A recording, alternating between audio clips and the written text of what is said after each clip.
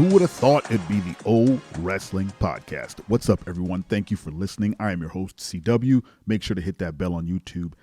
Get notified whenever new episodes go live and subscribe to the podcast on any and all platforms. Today, we're talking about failed comebacks.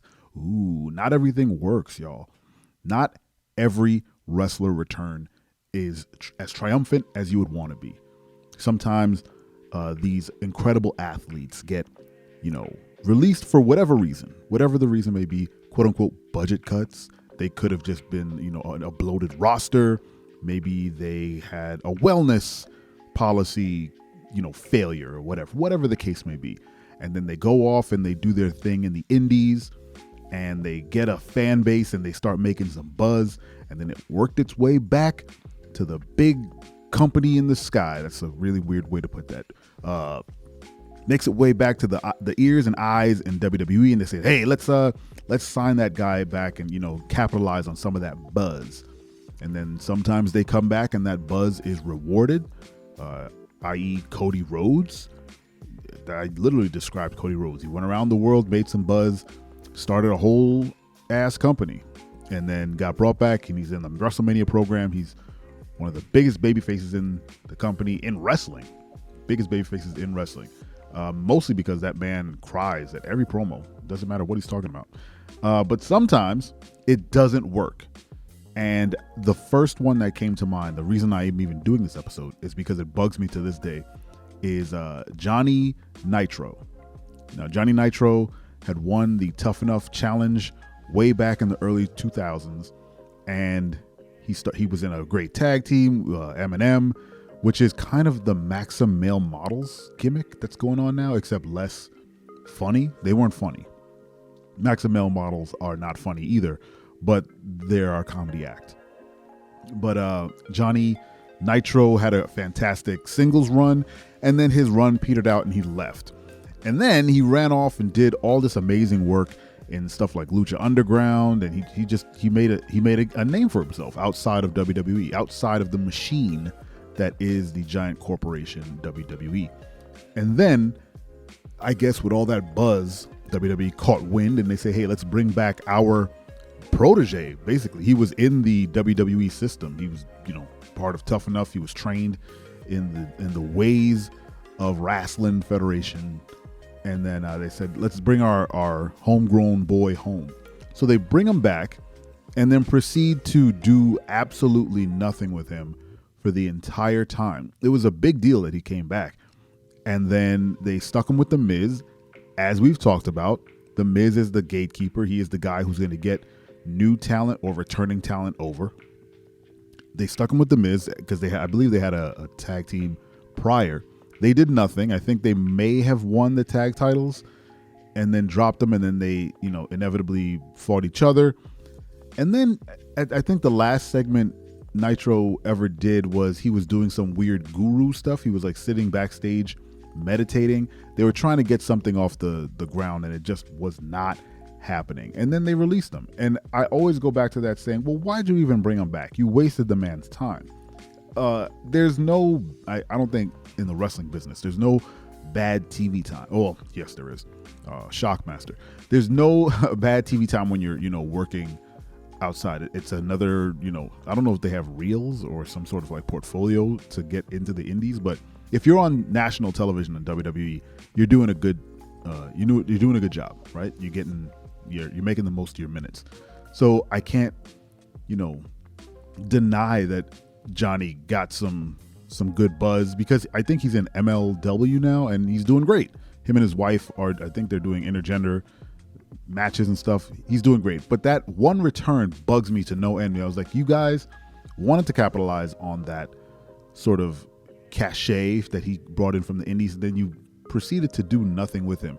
And obviously it goes back to the whole discussion of Vince's, getting bored of his toys kind of thing. He's like, he's new and he's back. And he's like, I don't really care. Just bury him and leave him alone. It's very strange. In recent times, there have been callbacks that just didn't work. JBL coming back to work with Baron Corbin was a colossal failure. A very strange call up for a wrestler who's not well liked by people. He has his friends, but I'd rarely hear really nice things about JBL, especially from back in the day. They called him a bully and all that stuff, and then for him to come out and just kind of play up that role, it was just a little strange, and it didn't get Baron Corbin. It didn't get Baron Corbin over at all. If anything else, it could have been, maybe it's a master plan from Triple H to be like, let's bury Corbin so hard that he gets a new gimmick, because now they're doing the whole thing where he's being overlooked. So maybe that was the plan. I doubt it. But a couple of the returns that Triple H has brought back recently haven't really worked. Like Candice LeRae, I feel, is a little in limbo. They're kind of trying to pair her up with Nikki Cross, who has, she's been there the whole time, but she's floating around as well. But Candice and Johnny Gargano, they're still trying to find their footing. Dexter Lumis is, I wouldn't call him a failed experiment, but he's definitely coming off of a very rough debut with Miz, a very prolonged storyline that kind of, should have ended a month beforehand. And he came in with a lot of heat, and then he just kind of fizzled out. And now he's just sort of a goon who follows Johnny Gargano around. Now that I'm saying this out loud, Dexter Lumis and Nikki Cross are exactly the same character. They're quote unquote unhinged, quiet characters who just kind of follow around Johnny Gargano and Candice LeRae, like the husband and wife team.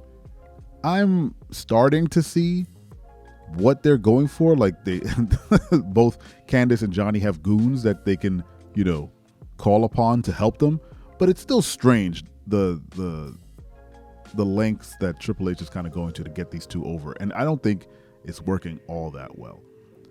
But I think one of the biggest returns that never works ever, and it happens all the time, and if I'm getting to it, you know who I'm talking about, is Goldberg. Goldberg has never had a good return to WWE. Like when he first debuted, it was great and everyone was so excited to have Goldberg in the company. And then he had that stinker of a match with Brock Lesnar where Stone Cold literally had to stun everyone in the arena just to get the crowd back into the match, because I believe both of them were leaving the company at the same time after WrestleMania or something. So they put on a crap match. They kind of didn't wrestle for the first like 5 or 7 minutes of the match. They just kind of circle each other, and not in the cool like Sami Zayn versus Roman Reigns way where they kind of played up to the crowd's anticipation. Brock and Goldberg just kind of strutted at each other. It was weird. But Goldberg left and he came back, and then again didn't do a whole lot. And every time he came back, he did another match that was either too short or too bad. I mean, he gave himself a concussion when he wrestled The Undertaker. The Undertaker had to literally carry him because he was like just out of it. He had a match with Bray Wyatt, I believe, and buried Bray at the height of his popularity. Like, Goldberg is anti-wrestling fun. Just everything he does is just no fun at all when he comes back. But between him and Johnny, I mean, Johnny, I don't feel like he did anything wrong. I feel like he came down. It came down to Vince syndrome. Like he got bored and had nothing for him. He didn't even give him like the IC title or a run in the IC. It was just like, whatever, just let him go. But Goldberg, because he's a body guy, he's an old school guy, and Vince really, really, really loved him. His contract was like, hey, come back once a year to bury somebody in a poorly done match in Saudi Arabia, and then you get your check, and maybe we'll give you a title. And everyone hates it when he comes back. He loves that everyone hates it. And I don't know, every return is a failure on his part, and he still gets paid. And that's just indicative of the world. I mean, some people just fail upwards. Anyway, what's your favorite failed return in WWE? Let me know in the comments. Make sure to hit that bell and subscribe. I appreciate you and your time, taking the time to listen to me ramble on about wrestling for 10 minutes a day. Thank you so much. I'm your friend, but if I ever see you in the ring, I can beat you. Don't you know? Yeah, yeah, yeah.